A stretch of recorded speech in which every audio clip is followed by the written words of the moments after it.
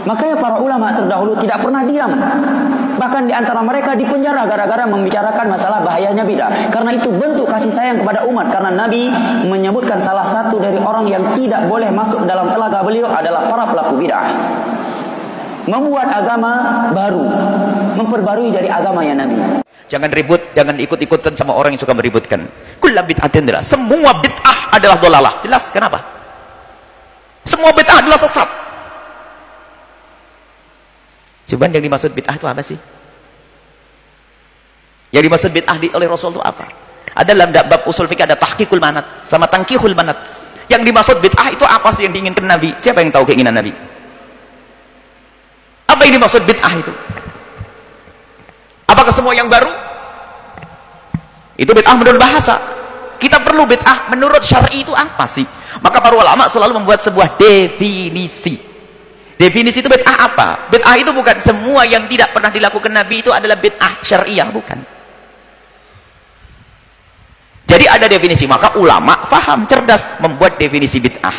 Jadi kalau bid'ah lughawiyah itu terbagi 5. Bid'ah menurut bahasa, sesuatu yang baru, ini ada hukumnya yang wajib, ada hukumnya yang sunnah, ada hukumnya yang makruh, ada hukumnya yang haram, ada hukumnya yang mubah.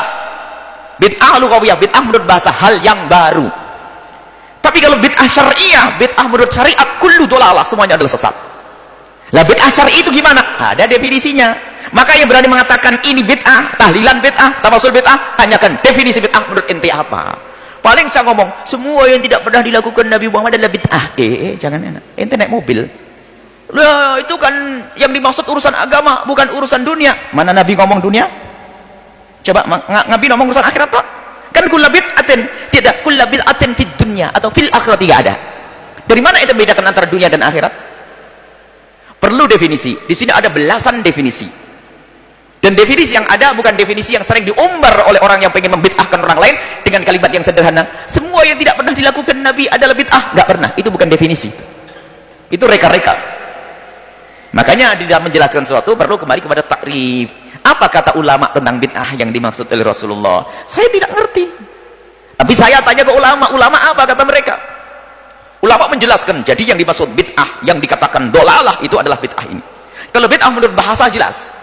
Ibnu Hajar al-Asqalani mengatakan ada bid'ah yang sunnah. Sesuatu yang baru, lihat pengumpulan mushaf Sayyidina Utsman zaman Sayyidina Utsman bin Affan. Pembuatan kantor pada zaman Sayyidina Umar bin Khattab. Apalagi? Tarawih Sayyidina Umar adalah secara bahasa adalah bid'ah. Nikmatil bid'atu hadhihi, sampai Sayyidina Umar mengatakan sebaik bid'ah adalah ini, sebaik-baik bid'ah. Loh, kok ada sebaik-baik bid'ah? Sebaik-baik bid'ah. Loh, Sayyidina Umar ngomong ada bid'ah yang baik, ini bagaimana? Apakah Sayyidina Umar tidak pintar lagi? Ini kan kurang ajar. Karena terbatasnya dia dalam memahami, dipikir nggak bisa dibedakan antara bid'ah menurut bahasa dan bid'ah. Sayyidina Umar nikmatil bid'atu, bid'ah secara bahasa, sesuatu hal yang baru yang menarik, ya ini loh, bukan bid'ah syariah. Kalau bid'ah syariah kulluha dolalah, bid'ah dalam syariat adalah dolalah semuanya. Lalu bagaimana bid'ah syariah itu? Ulama berbeda pendapat dalam definisi, tapi mirip-mirip semuanya. Di antaranya adalah misalnya thariqatun fid dini, salah satu. Kasih 2 definisi, harus punya. Thariqatun fid dini, cara beragama, bukan cara bercocok tanam, bukan ya. Cara beragama, lihat. Nah, ini definisi. Thariqatun fid dini mukhtara'atun, yang dibuat-buat. Cara beragama yang dibuat-buat. Tudhahi syariat, yang menandingi sesuatu yang ada di dalam syariat.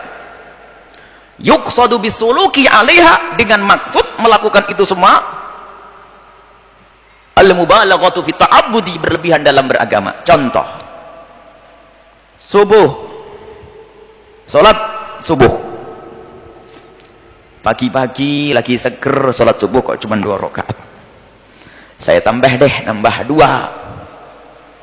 Nah, membuat sesuatu dalam agama yang menyerupai dalam agama, bentuknya salat. Tujuannya berlebihan. Apa? Saya kuat, perlu tambah lagi, kalau sholat yang ke-6 itu bid'ah yang sesat. Tetapi jika ada orang melakukan thariq mukhtara'atun, mengada-ada itu adalah apa? Tidak bisa dikembalikan kepada Al-Quran dan hadis. Tapi kalau bisa dikembalikan kepada Al-Quran dan hadis Nabi, bukan bid'ah lagi, karena bukan mukhtara'atun. Muqtara'atun itu adalah mengada-ada, dari tidak ada diadakan. Tapi kalau bisa dikembalikan, kalau dikembalikan kepada Nabi bisa. Contoh zikir bareng dan tidak bareng, oh ini bid'ah, oh kok ada zikir bid'ah, masih bisa guna. No, Nabi nyuruh berzikir kok, dan Nabi tidak membatasi antara bareng-bareng dan sendirian. Kenapa kok zikir jamaah jadi haram sekarang? Tidak pernah dilakukan Nabi menyuruh berzikir, Nabi nyuruh membaca sholawat. Apakah ada batasan Nabi mengatakan bersolawatlah kau sendiri-sendiri? Ada gitu? Tidak ada. Ulama-ulama kita punya zikir keras bid'ah dulu mengeraskan zikir adalah bid'ah dan terang-terangan membuat tulisan. Dia lupa Imam Bukhari rahimahullahu ta'ala, coba dangkalnya mereka menilai bid'ah. Imam Bukhari rahimahullahu ta'ala meriwayatkan dalam Sahih Bukhari bahwasanya inna raf'as sauti, sesungguhnya mengangkat suara bidzikri dalam berzikir, idzan sarafu minal maktubati, kalau mereka selesai melakukan salat, kana fi ahdin Nabi sallallahu alaihi wasallam, ada pada zaman Nabi sallallahu alaihi wasallam. Imam Bukhari mau dikatakan bid'ah? Ustaz, perbuatan bid'ah adalah sesuatu yang tidak ada contohnya dari Rasulullah SAW dalam soal ibadah. Kalau soal dunia, tradisi dan sebagainya, apakah boleh? Pertama begini, teman-teman sekalian, tolong lengkapi kalimatnya ya. Tidak setiap yang tidak ada contoh dari Rasul itu disebut bid'ah. Hati-hati. Ya, harus tuntas penjelasannya, jangan memberikan celah ya. Ingat, yang disebut bid'ah itu sesuatu yang tidak ada ketentuannya dari Rasul. Ketentuannya ada 4 sifatnya. 1, ada dalilnya, ada contohnya, seperti sholat, jelas ya. Kedua, ada dalilnya, contohnya sementara, seperti kunut. Ya. Yang ketiga, ada dalilnya, cuma contohnya nggak ada. Awas, hati-hati. Jadi tidak setiap yang tidak ada contohnya itu disebut bid'ah. Sepanjang ada dalilnya, walaupun tidak ada contoh, sepanjang Nabi mengisyarat untuk mengerjakan itu boleh. Boleh, karena tidak setiap yang disampaikan Nabi beliau contohkan kalau dalam kondisi tertentu.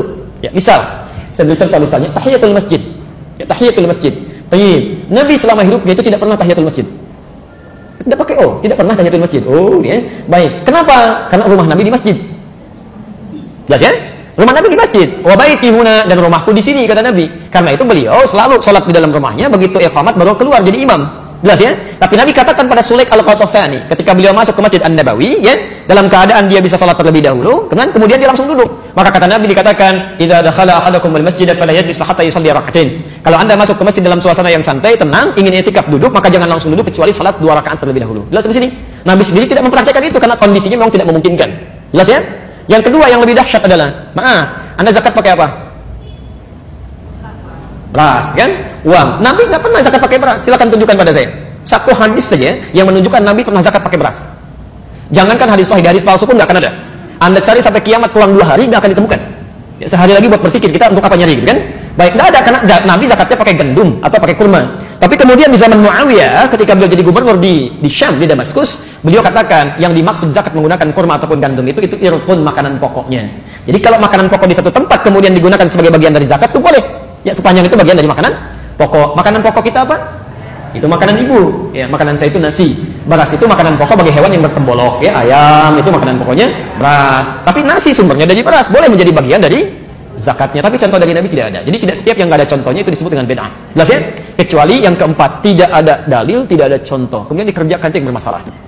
Salat, saya tutup sampai sini karena waktu kita akan masuk adzan asar. Salat takbir sampai bersedekap. An-Nasai nomor hadis 886 sampai 889. Nabi katakan angkat sejajar dengan bahu, Al-Bukhari 715, angkat sejajar dengan daun telinga, An-Nasai 1101, kemudian langsung letakkan telapak tangan yang kanan di punggung yang kiri, letakkan di dada.